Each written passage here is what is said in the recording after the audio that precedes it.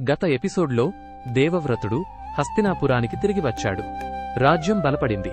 కాని శాంతనుడికి గంగాదేవి లేని ప్రతిక్షణం శూన్యంగా మారిపోయింది. హస్తినాపురం వెలుగులతో కళకళలాడుతుంటే శాంతనుడి మనసు మాత్రం చీకటిలో మునిగిపోయింది. రాజభవనం గట్టైన గోడలు కూడా అతని ఒంటరితనాన్ని తగ్గించలేకపోయాయి. ప్రతి రాత్రి గంగాదేవి ఇచ్చిన జ్ఞాపకాలు అతన్ని కొలిచేవి. దేవవ్రతుడు తన పక్కనే ఉన్నా శాంతనుడు లోపల చెప్పలేని బాధలో ఉన్నాడు. వేటపైన ఆసక్తి లేదు, ఆహారంపైన రుచి లేదు. రాజు రోజురోజుకు కృశించిపోతూ తన దుఃఖాన్ని దాచిపెట్టడానికి ప్రయత్నించేవాడు.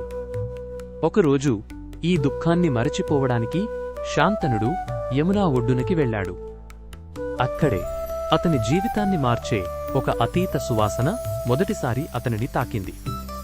అతి శక్తివంతమైన వారికి హృదయపు గాయము అన్నింటికంటే గాఢమైన పరీక్ష.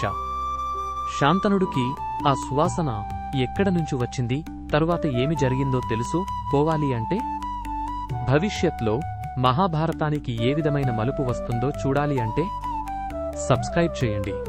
ఎపిసోడ్ 4 త్వరలో.